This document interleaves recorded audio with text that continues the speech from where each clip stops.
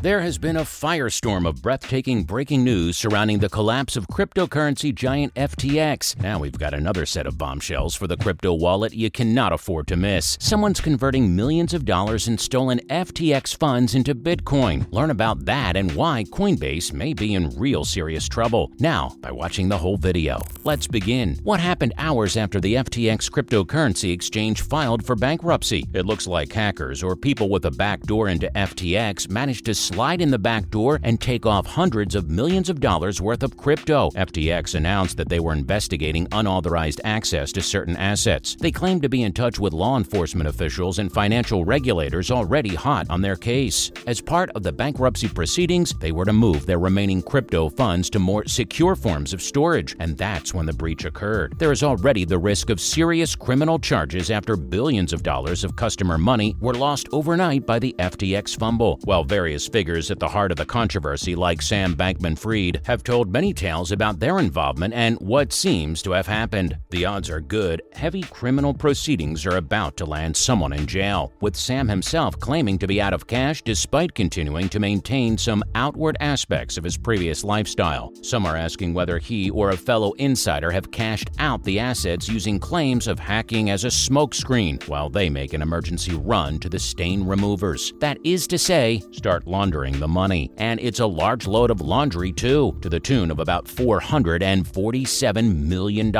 worth of crypto. So how's that money laundry getting done? Not at your local strip mall, that's for sure. Vast sums of crypto have been moved to offline storage amidst what FTX has labeled unauthorized transactions. Users and financial backers realized that there was potential for a crash, and this all came tumbling down with the stolen crypto, alongside the money that was potentially never there. Tom Robinson, co-founder of Elliptic, says that the crypto stolen was put into Ether, the Ethereum blockchain's primary currency unit, and then got fed into a so-called bridge currency that launders the money into the more popular and usable Bitcoin. An estimated $74 million worth of crypto has been put into BTC in this manner. Overall, this is an interesting case where the high levels of transparency cryptocurrencies are intended to provide are proving true and showing how they can be undermined. There were ways to trace these transactions and obfuscate or hide them, like pulling them online or washing them through other currencies. Crypto has been used for money laundering, so it's no surprise, although there's a very meta aspect when it's crypto laundering crypto. Who could be behind this? What's about to be said must be taken with a grain of salt, because Sam Bankman-Fried is a notorious liar with multiple verifiable falsehoods publicly attributed to him. However, he did share some ideas as to who was behind this, and if he's innocent in this particular activity, he probably has all the best leads on who's behind this particular caper.